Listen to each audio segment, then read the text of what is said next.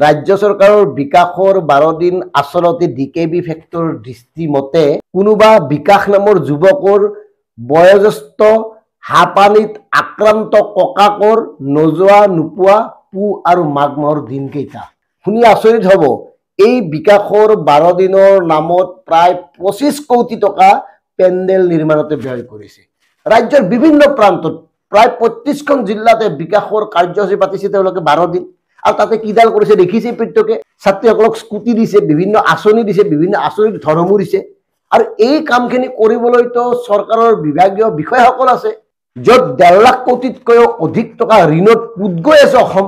তেনেস্থলত ঢাক-ঢোল বজাই বিজ্ঞাপনৰ নামত এইখন চৰকাৰে এনেকৈ চৰকাৰী আঁচনি বিতৰণ কৰাৰ নামত সাধাৰণ জনতাৰ পৰা আহৰণ কৰা এনেকে ৰাজহৰ অপচয় কৰাৰ অধিকাৰ আছেনে?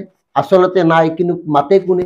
এওঁলোকে যি মন যেনেকে কৰে, ৰাতি কিবা এটা ভাবিলেই পুৱা কাৰ্যকৰী কৰে, এনেকুৱাই চলি আছে এতিয়া। এই আচলতে বিকাশ নে বিনাশ এই কথাটো চিন্তা কৰিব লাগে। বিকাশৰ 12 দিনৰ নামত এওঁলোকে যি ধৰণে ঢাক-ঢোল বজাই চৰকাৰী বিজ্ঞাপন প্ৰচাৰ কৰি সাধাৰণ জনতাৰ টকা খৰচ কৰি আছে, এয়া কোনো কাৰণত বিকাশ হ'ব নোৱাৰে। কাৰণ চৰকাৰী আঁচনিসমূহ বিতৰণ কৰিবলৈ চৰকাৰৰ বিষয়াসকল আছে, তাৰ বিপৰীতে ৰাজনৈতিক নেতাসকল, বিভিন্ন মন্ত্ৰীসকলে কোটি কোটি টকা ব্যয় কৰি এনেকে এই অনুষ্ঠান আয়োজন কৰাটো কিমান যুগুত এই কথাটো সাধাৰণ জনতাই চিন্তা কৰক। আৰু মন কৰিব ৰাইজ, এই যে অৰুণোদয় আঁচনি দি আছে 3-0, এয়া অৰুণোদয় চৰকাৰৰ আঁচনি হৈ থকা নাই। এতিয়া অৰুণোদয় হৈ পৰিছে ভাৰতীয় জনতা দলৰ আঁচনি, বিজেপিৰ আঁচনি।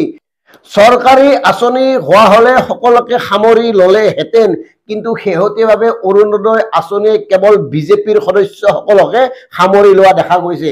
আনকি প্ৰত্যেকৰে মনত আছে দলৰ সভাপতি ভৱেশ কলিতাই যে কৈছিল মিছ কল দিয়ক, প্ৰথমতে সদস্য হওক, তাৰপিছত অৰুণোদয় পাব। এই কথাবোৰ চলি আছে এতিয়া। বাকী এতিয়া আমাৰ সাধাৰণ জনতাই নিমখতো 5% GST দি ক্ৰয় কৰি থাকক। ক'ত ক'ত কৰ লগোৱা নাই এইখন চৰকাৰে, তাকেই চিন্তা কৰক। নিমখো বাদ পৰা নাই। আৰু মন কৰক, এওঁলোকে যিবোৰ প্ৰতিশ্ৰুতি দি শাসনলৈ আহিছিল, কিবা এটা প্ৰতিশ্ৰুতি পূৰণ কৰিব পাৰিলেনে? পাৰিলেনে কওক? কোনোবা সামগ্ৰীৰ এটকাও মূল্য কম হলনে? কম কৰিব পাৰিলেনে? কওক। ক'ত কমিল কওক? কমক চাৰি বাঢ়িহে আছে দিনে দিনে। আৰু ৰাজনীতিৰ নামত কেৱল বিভাজনৰ ৰাজনীতি কৰি আছে, হিন্দু মুছলমানৰ ৰাজনীতি কৰি আছে। সাধাৰণ জনতাক ব্যস্ত ৰাখি এওঁলোকে হিন্দু মুছলমানৰ ৰাজনীতি কৰি গোটেই কাৰবাৰবোৰ নিজৰ ইচ্ছামতে কৰি গৈ আছে।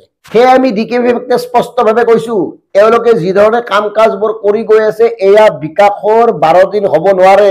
এয়া যেন বিনাশৰ দিন আহিছে অসমৰ অসমীয়াৰ বাবে। আৰু এটা কথা কৈছো, আমাৰ যে বহুবল্কী মন্ত্ৰী জয়ন্ত মল্ল বৰুৱা ডাঙৰীয়া ঘৰ ঘৰ জল, জল জীৱন আঁচনি নিস্তব্ধ প্ৰায় বন্ধ হোৱাৰ উপক্ৰম হৈছে। টকা দিব পৰা নাই ঠিকাদাৰক। 12 কোটি টকা অনাদায় হৈ আছে, এতিয়াও দিব পৰা নাই। গতিকে কামবোৰ বন্ধ। জল জীৱন আঁচনি বিজ্ঞাপন ঠিকেই কৰিলে, নাচি বাগি বৰ ধুনীয়াকে বিজ্ঞাপন প্ৰচাৰ বৰ ধুনীয়াকে হ'ল, কিন্তু কামত বৃহৎ শূন্য। ভয়ংকৰ জালিয়াতি সংঘটিত হোৱা বুলি কেতবোৰ অভিযোগ থকাৰ পিছতো জল জীৱনৰ কাম কাজক লৈ তদন্ত নকৰাটোৱে কি বুজাইছে? মন্ত্ৰী জয়ন্ত মল্ল বৰুৱাই নিবকা চাবন হৈ বহি আছে, কেৱল তেওঁ আপোনাৰ পৰ্যটন মেলা চেলা পাতি ফূৰ্তি ফাৰ্তা কৰিছে। তাতকে কি উৰি আছে কওক? আৰু আমাৰ চৰকাৰে পাতে বিকাশৰ 12 দিন। বিকাশ